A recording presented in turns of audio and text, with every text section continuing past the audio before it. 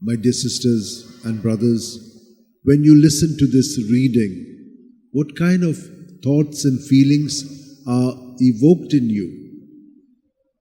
You may have had experiences when someone who is very close to you has let you down, betrayed you, sold you.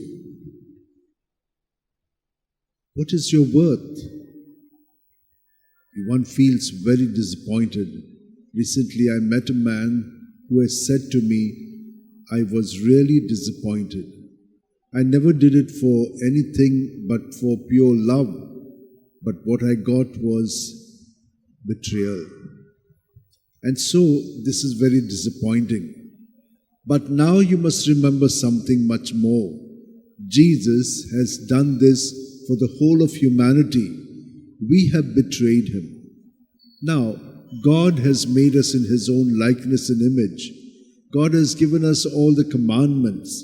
He has put his Spirit into our hearts in the Old Testament.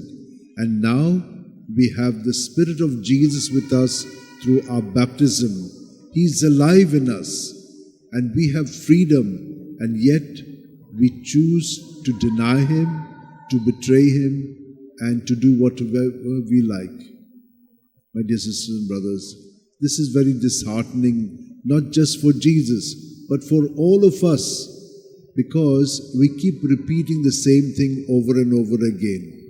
Let us now ask the Lord to give us the strength to remain faithful even unto death as he asks of us. We will see how the Lord himself will lay down his life for us so that we are set free from anything that is self-centered and makes us very selfish.